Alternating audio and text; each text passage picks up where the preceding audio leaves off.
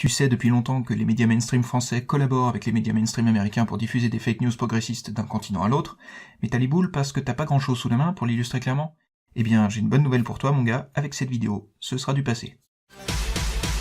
Beaucoup de Français n'acceptent pas la capitulation ni la servitude pour des raisons qui s'appellent l'honneur, le bon sens, l'intérêt supérieur de la patrie.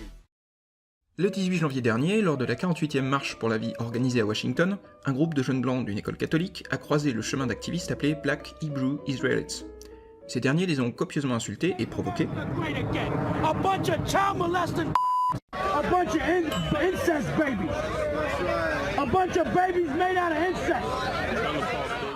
En réaction, un des élèves a demandé la permission à un professeur qui les encadrait de contrer ces insultes avec des chants de leur école. Et c'est dans ce contexte qu'un drôle de mec s'est pointé en essayant de donner lieu à une confrontation en marchant dans la direction des élèves, jusqu'à se trouver nez à nez avec l'un d'entre eux. Dans les faits, c'est à peu près tout.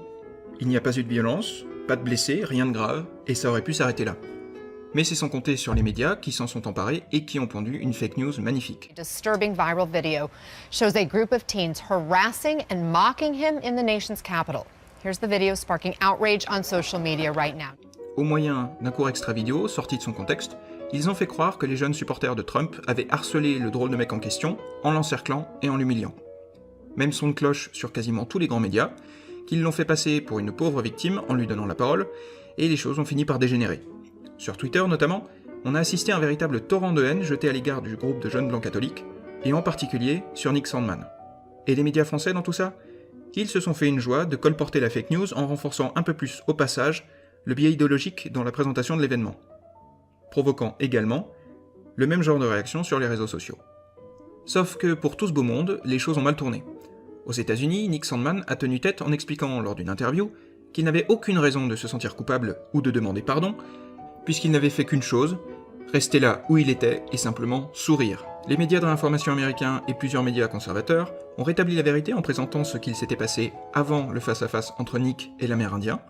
Donald Trump a même pris sa défense ouvertement avec ce tweet. Il semble que Nick Sandmann et les étudiants du lycée catholique de Covington ont été traités de façon injuste avec des jugements hâtifs qui se sont révélés faux, diffamés par les médias. De nouvelles images montrent que les médias avaient tort sur la confrontation entre les ados et les Amérindiens. Résultat des courses, les médias mainstream sont passés pour des cons, une fois de plus, et la polémique est en train de servir Trump et son camp. Et en France, qu'est-ce qui est arrivé? Eh ben, presque rien. La fake news est passée comme une lettre à la poste, et la plupart des Français au courant de l'histoire sont persuadés que les jeunes pro-Trump sont de petits connards complètement irrespectueux qui s'en prennent, dès qu'ils en ont l'occasion, à de pauvres Amérindiens âgés qui ont pourtant servi leur pays. Ah, au passage, ça aussi c'est faux, ce mec n'a jamais été vétéran du Vietnam. L'interview plus tardive de Nick Sandmann et l'intervention de Trump ont quand même obligé les médias français à rétropédaler, mais discrètement si possible, en essayant de discréditer Trump au passage. Dans l'Express, dans l'Obs et dans Paris Match, on retrouve la même phrase mot pour mot à propos de son tweet. Comme souvent, le tweet a semblé reprendre un argument de la chaîne de télévision Fox News, qui s'était lancée dans la défense des lycéens en voulant démontrer que la présentation des images dans les autres médias était biaisée. Évidemment, pour la version accusatrice et mensongère de CNN, il s'était appliqué à nous pondre de jolies vidéos très touchantes qui allaient exactement dans le même sens.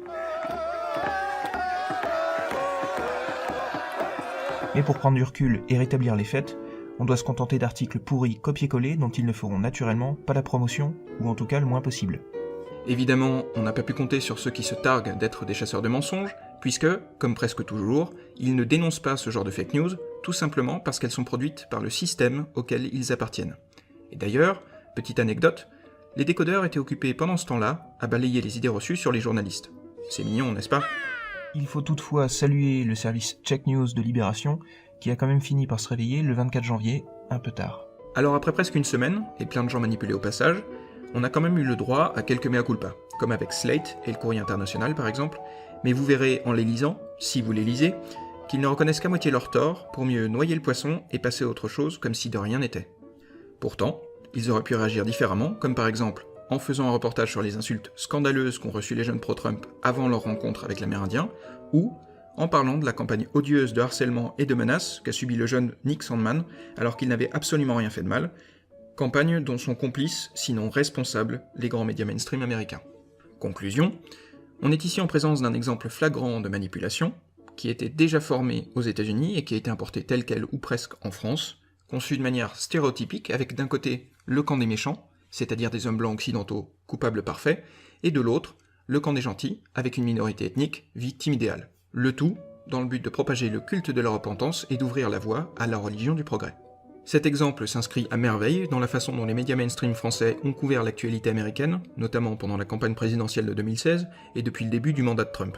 Rien d'étonnant quand on se souvient du cinéma qu'ils ont fait le soir de son élection. Est-ce que c'est la prochaine présidente qu'on vient de voir? Levez la main, ceux qui pensent que c'est 100% sûr. Trump devant 58,6% des voix.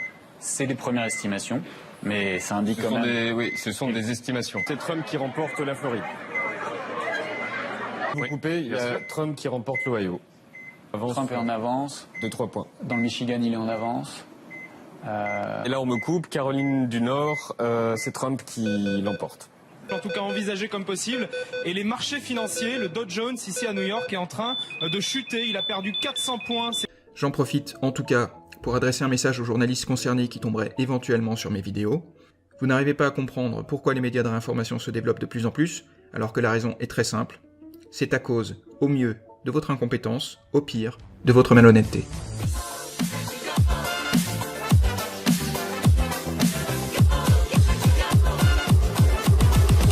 Stay together.